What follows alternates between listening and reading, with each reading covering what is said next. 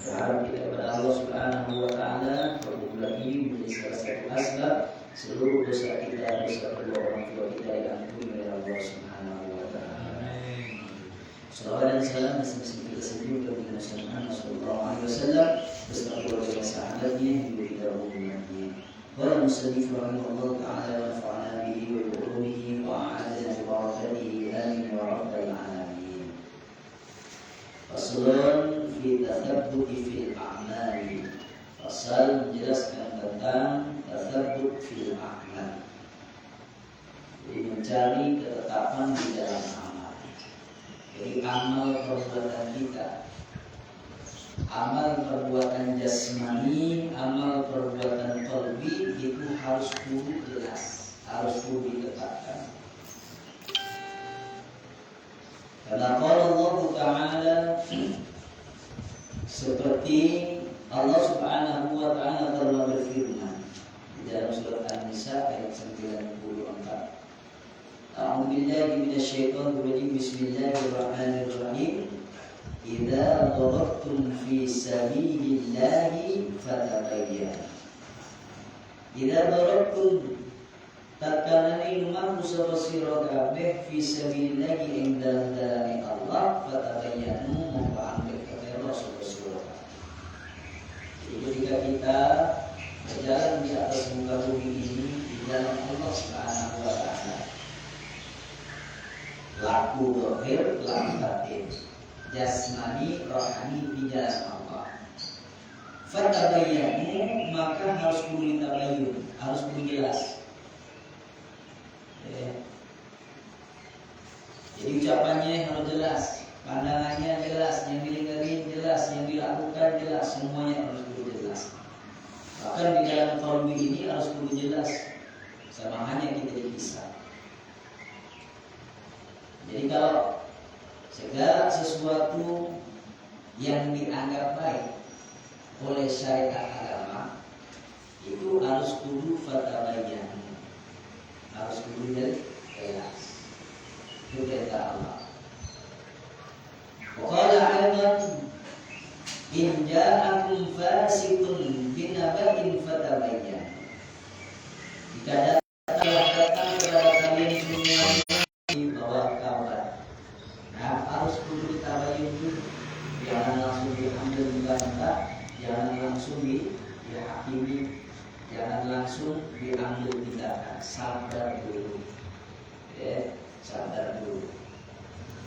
Apapun bentuk kabar, baik itu kabar duka atau kabar gembira, semuanya harus kudu ditabayyun dulu.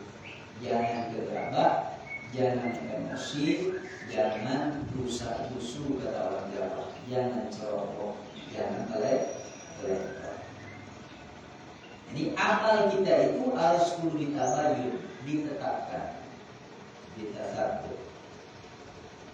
Waqala aidan seperti hanya Allah Subhanahu wa taala berfirman di dalam surat Al-Baqarah ayat 365. Alladzina yunfiquna amwalahum. Alladzina yunfiquna amwal. Orang-orang yang menginfakkan hartanya, orang-orang yang punya kelebihan rezeki dari Allah Subhanahu wa taala, dia infakkan, dia tasarrufkan semuanya. Ibtigha'a mardatillah. Dia infakkan harta bendanya itu karena apa? Ibtigha'a mardatillah. Mencari daripada keridhaan Allah Subhanahu wa taala. Wa tathbitan min anfusihim, dan menetapkan min anfusihim dari dirinya sendiri, dari diri mereka semuanya, orang-orang ini infak.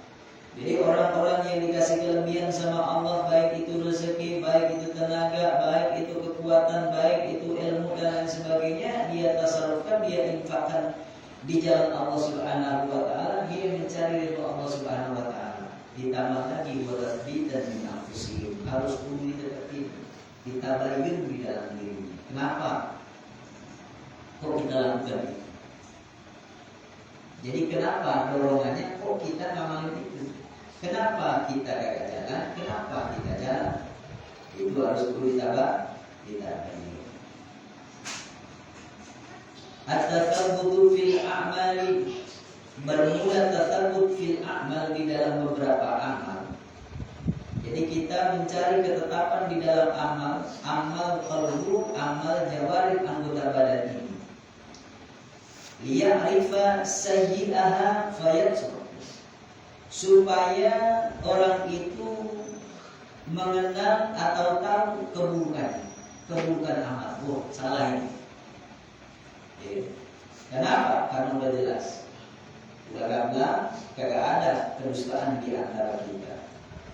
Kalau sudah tahu dan mengenal bahwa ini adalah salah, ini adalah jelek, ini adalah buruk, maka orang itu tinggalkan. Tinggalin. Udah ketahuan salahnya, udah ketahuan kagak benarnya, tinggalkan. Itulah manfaat kenapa harus kudu ditathabut fil amal. Harus kudu dijelasin, harus kudu ditetapkan di dalam perbuatan atau amal-amal itu, supaya kita tahu yang salah, ketahuan salah, tinggalin.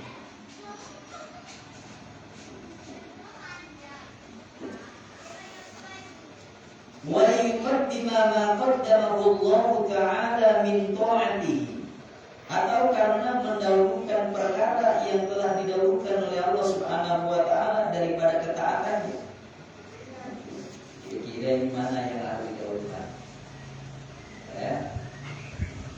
Itu yang wajib-wajib. Ya ayyuhalladzina amanu atii'u Allah wa atii'ur rasul wa ulil amri minkum. Itu berarti harus dulu didahulukan. Yang hukumnya fardu, yang hukumnya wajib. Nah, nomor satu didahului. Jadi mana yang dahulu harus dulu didahului. Makanya kalau sepi terakhir baru nanti akan daripada kitab Muhammad. Maka kitab saya itu yang paling di atas itu kitab Al-Quran, kitab tafsir, itu tafsir Al-Quran. Tafsir Sawi, tafsir Munir, tafsir Kabir Al-Maqatil Ghaib, atau tafsir Bayan, tafsir Rawari. Itu di atas semuanya. Kalau udah tafsir di atas, di dalam, nah barulah di bawahnya baru hadis. Ya kan?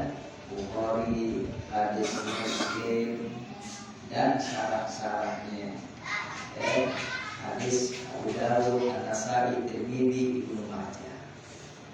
Terus di bawahnya kitab Al-Bukhari, kitab Al-Muwatta. Terus begitu. Terus kitab lagi, kitab ahli sufiyah. Jadi orang-orang yang sufi. Terus di bawahnya lagi kitab fikih. Mana yang harus didahulukan? Didahulukan. Makanya yang wajibnya wajib. Jangan sampai yang wajib tambah diabaikan, sembrono yang sunnah. Luar biasa. Jangan. Makanya contoh bagi ibu-ibu, hormat taat sama suami hukumnya wajib. Tapi kalau ibu-ibu puasa Senin, puasa Kamis, hukumnya apa? Sunnah. Sunnah. Wajib taat sama suami atau puasa Senin Kamis. Kayak gitu. Jadi harus kudu dahuluin apa? Yang wajib. Makanya kalau begini, kita jalanin sholat 5 waktu, itu wajib hukumnya. Begitu juga qadha sholat, wajib apa enggak? Wajib. Maka mayoritas jumhur ulama mengatakan bahwa kalau kita ninggalin sholat wajib diqadha, karena hukumnya wajib. Nah kalau sholat tahajud, sholat duha, sholat witir, sholat tasbih, sholat hajat, mayoritas hukumnya sunnah. Makanya ulama yang benar-benar praktek dalam yang ini lebih mengedepankan, ya Allah, dulu ketika waktu saya lagi masih remaja, ya Allah, sering ninggalin sholat yang begini. Makanya sholatnya qadha aja, ya Allah, saya qadha ini lagi, ya Allah, saya qadha lagi. Tuh ada ulama sebenarnya yang mengaku demikian. Jadi termasuk juga jumhur ulama, Imam Syafi'i, Maliki, Hambali, Imam Abu Hanifah itu keempat-empatnya menekankan harus kudu qadha shalah. Kecuali diantaranya Al-Imam Ibnu Taimiyah, guru daripada Imam Ibnu Qayyim Al-Jauziyah radhiyallahu ta'ala anhu. Jadi beliau mengatakan apa? Mengatakan walaupun kita kagak sholat qadha, yang macam itu, tapi kita apa? Memperbanyak daripada amalan-amalan sunnah. Makanya ini waktunya sholat tentang kayak begini, udah sekarang pengennya nikmatnya itu sholat tahajud, itu sholat tahajud aja. Pengen sholat tasbih, dia sholat tasbih aja. Ini nanti ketika waktu awal yuhasabu bihi al-abdu yaumil qiyamah as-shalah. Pertama kali yang telah dihisab oleh Allah masalah sholatnya. Si fulan bin fulan, malaikat dilihat itu sholatnya bagaimana? Ketika waktu sholatnya kolong-kolong bentak-bentak kayak begini, coba lihatin malaikat punya nggak amalan sholat-sholat sunnah yang lain? Sholat tarawihnya ada nggak? Sholat tahajud duhanya ada nggak? Ada. Kita ambil gitu pahala sholat sunnahnya buat apa? Buat balasin, buat nyempurnain daripada kekurangan-kekurangan sholat. Makanya ini innal hasanat yudhibnas sayyi'at. Sesungguhnya kebaikan itulah yang akan bisa menghapus daripada keburukan. Ya terserah.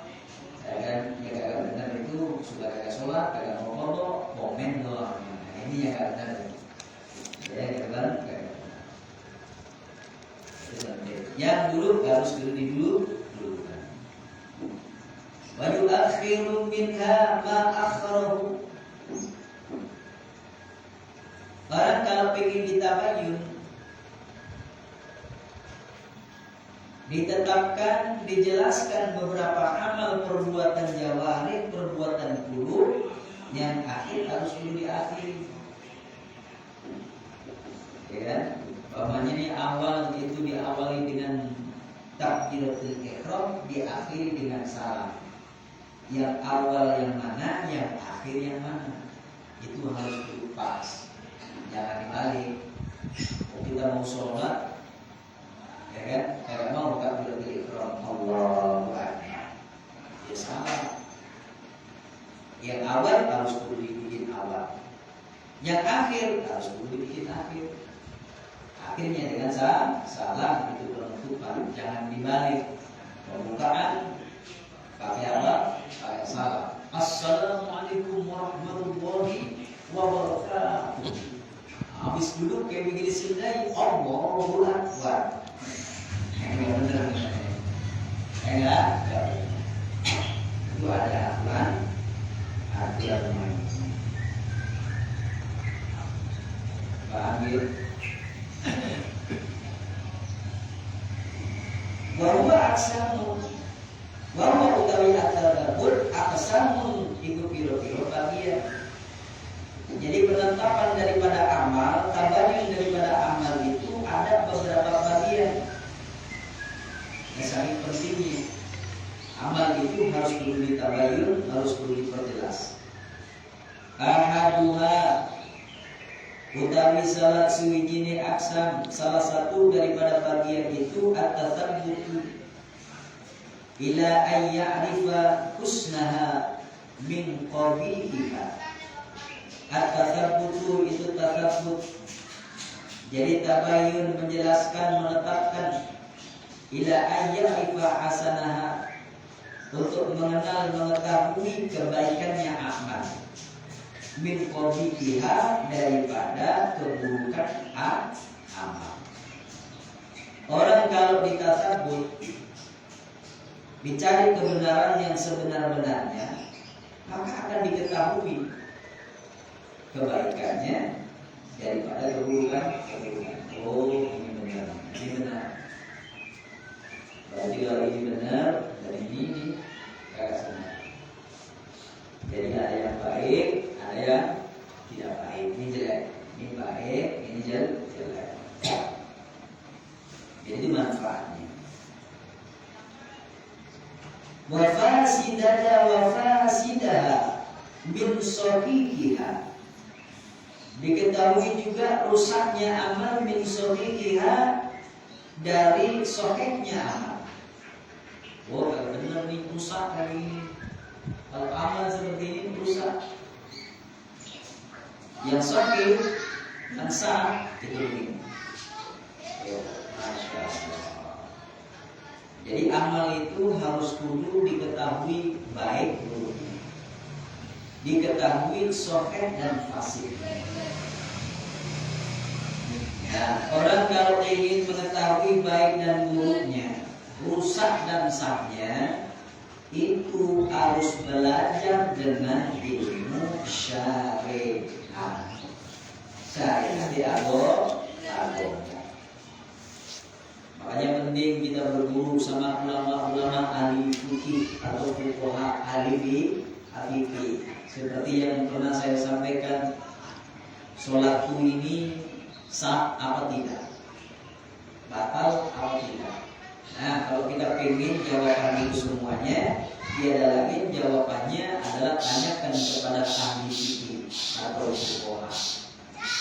Maka fuqaha itu akan menjelaskan syarat dan rukunnya, perkara yang batalkan, perkara yang makruh, perkara yang sunnah, perkara yang mubah di dalam sholat, jelasin itu semuanya. Itu kalau ingin tahu. Makanya harus dulu ditasbit atau ditabayyun. Kalau kagak kayak begitu, nanti bimbang kita. Kita ragu, benar apa enggak sholat ini. Rusak apa tidak? Amalia itu pentingnya. Jadi setiap amal harus kudu apa? Harus kudu ditabayyun, harus kudu ditadabbur, supaya nanti keterangannya jelas. Karena apa? Karena kalau urusan daripada amalia jawarih, amalia yang zahir, nah ini kan harus kudu apa? Harus kudu diperjelas. Satu, harus dipahami supaya nanti benar-benar kagak ada keraguan. Atani yang kedua, beberapa amal yang harus kudu ditabayyun, yang harus dijelaskan, yang harus dirinci. Yang kedua adalah at-tathabbutu hatta ya'rifa wajibah min awjabiha. Tathabut menetapkan perkara amaliyah jawarih, amaliyah badan, dan amaliyah qalbu, sampai kita itu tahu, sampai kita itu kenal perkara yang wajib daripada perkara yang diwajibkan. Jadi mamanya nih ditanya, Fatihah wajib atau sunnah? Nah, ini orang sholat harus dulu ngomong itu wajib tuh.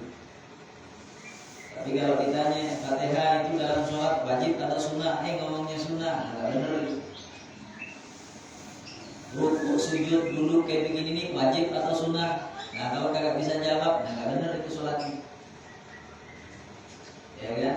Baca sujud, baca rukuk itu wajib atau sunnah? Kagak bisa jawab, nggak benar sholatnya. Subhana rabbil a'la wa bihamdi, subhana rabbil azim wa bihamdi, itu sunnah atau wajib? Kagak bisa jawab, nggak benar sholatnya. Berarti kagak bisa membedakan antara yang wajib, antara yang sunnah. Hati-hati, harus kudu ditatabbur.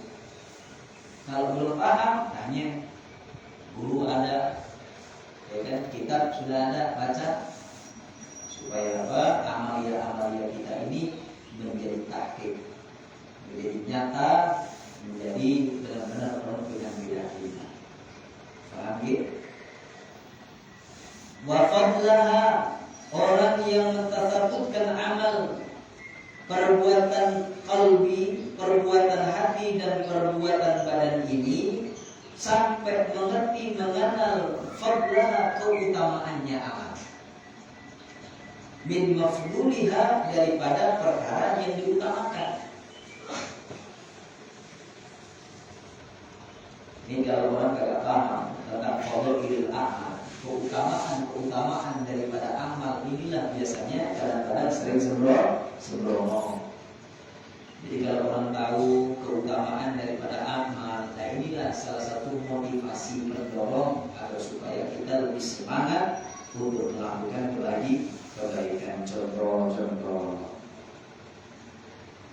Ketika kita paham baca suratul Fatihah, itu adalah salah satu perkara yang fardu, yang wajib di dalam sholat.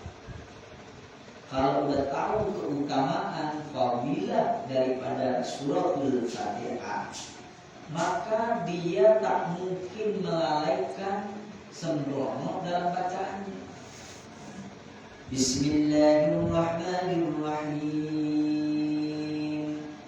Alhamdulillahi rabbil alamin.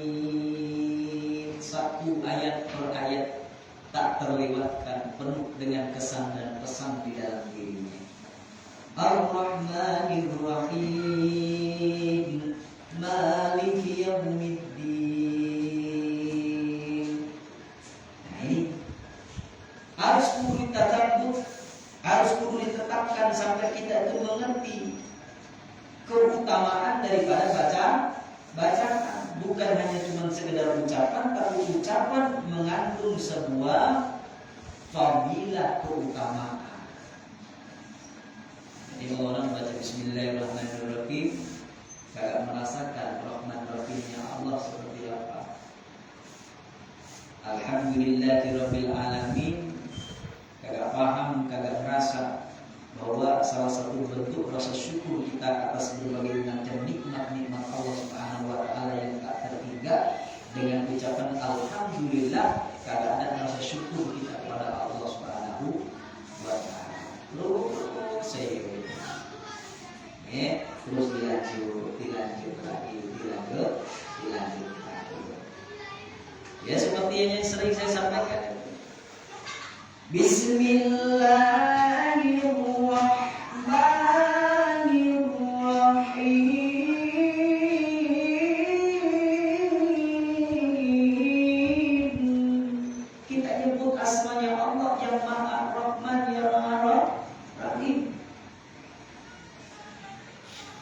Kanjeng Nabi Muhammad sallallahu alaihi wasallam karena sudah menyebut asma Allah yang Maha Rahman, yang Maha Rahim, kemudian Rasulullah sallallahu alaihi wasallam punya sifat Raufur Rahim.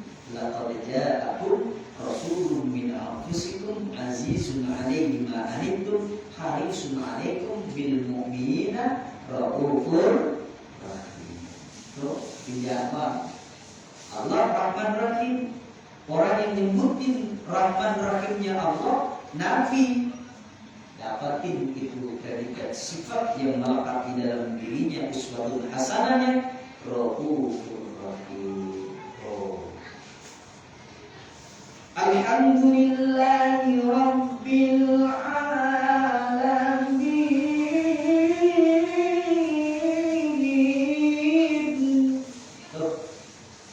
Segala puji bagi Allah, Tuhan semesta alam. Kanjeng Nabi Muhammad sallallahu alaihi wasallam muji. Kagak ada kalimat buat syukur kita kepada Allah Subhanahu wa taala atas berbagai macam kebaikan welas asih Allah Subhanahu wa taala pada seluruh alam semesta ini. Langit, bumi seisinya. Nah karena Kanjeng Nabi nyebutin Alhamdulillahi rabbil alamin, Tuhan semesta alam, karena saking baiknya Allah Subhanahu wa taala. Maka Allah sebutkan Kanjeng Nabi di dalam kitab sucinya, wa ma arsalnaka illa rahmatan lil alamin.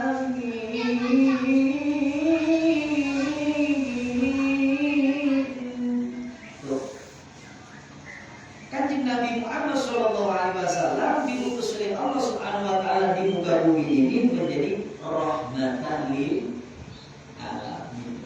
Kesan dan pesan bacaan itu harus kudu dipahami. Nah, ini bentuk daripada apa? Mengetahui daripada wafadlaha min mafduliha, mengetahui keutamaan bacaan daripada perkara yang diutamakan oleh Allah Subhanahu wa ta'ala. Bacaannya begitu, mana wujudnya Kanjeng Nabi? Kanjeng Nabi. Nah, nanti kalau yang baca kita bagaimana? Itu semuanya keutamaan ada pada diri kita. Nah, ini yang paling pentingnya, itu harus kudu ditata. Ya, itu contoh, makanya harus kudu dikembangkan sendiri. Azan itu yang ketiga, tasabut fil a'mal, menetapkan di dalam amal ini, amal perbuatan badan, jasmani dan rohani ini. Yang ketiga, at-tasabbutu hatta ya'rifa mudayyiqaha min wasi'ah, menetapkan hatta ya'rifa mudayyiqaha, sampai tahu, sampai mengenal siapa orang akan perkara yang sempitnya. Jadi perkara yang menyempitkan amal, mimwasiyah, daripada perkara yang meluaskan amal. Contoh, orang kalau tasabut fil a'mal, maka orang itu akan tahu mana yang sempit, mana yang luas, mana yang longgar. Contoh, umpamanya maghrib itu waktunya sempit, karena waktunya sempit, waktunya ini sangat singkat, maka bacaan Al-Quran harus dulu pendek-pendek. Jadi namanya orang yang mengerti. Seperti hanya baca kita surat waktu sholatnya Isya, timbulin agak panjangan dikit. Itu pun juga harus melihat situasi dan kondisi antara imam dengan makmum. Begitu juga kalau bisa sholat subuh, ini harus dulu panjang lagi. Kalau memang apa antara imam dan makmum kompromi, jangan terlalu panjang-panjang, makmumnya ini salam cing, setelah salam pun begitu caranya. Jadi harus dulu apa? Dipahami. Jadi pahami jeda waktu antara maghrib dengan isya sampai subuh, terus sampai zuhur sampai asar sampai maghrib. Inna sholata kanat 'alal mu'minina kitaban mawquta. Jadi sholat yang diwajibkan oleh Allah bagi kita ini sudah ditentukan waktunya. Maka waktu yang paling sempit, waktu yang sedang, waktu yang paling panjang harus dulu dipahami. Maka kayak begini kondisional, ini jangan disamaratakan antara satu dengan yang lain, karena di antara kita punya kesibukan yang berbeda-beda. Ya kan, tergantung diri masing-masing. Yang tahu adalah antara diri kita kepada Allah Subhanahu wa ta'ala. Makanya kalau ada orang yang tasabut fil a'mal, menetapkan daripada amal, dia akan tahu, oh kalau ini adalah pekerjaannya singkat, mana yang harus dikerjakan, mana yang tidak dikerjakan, mana yang darurat, mana yang nanti santai-santai. Itu orang-orang yang tasabut fil a'mal. Makanya kalau orang yang sudah paham kayak begini, ya insya Allah yakin akan paham. Yakin akan paham. Seperti ibu-ibu lah. Jadi kalau lagi masak, namanya bikin kue, ya itu kan ada jedahnya. Kue itu kira-kira berapa menit bikinnya. Jadi kalau ukuran kompor, itu harus disesuaikan. Ukuran kompor harus dulu disesuaikan kadar panasnya. Apalagi kalau ada orang yang padang aslinya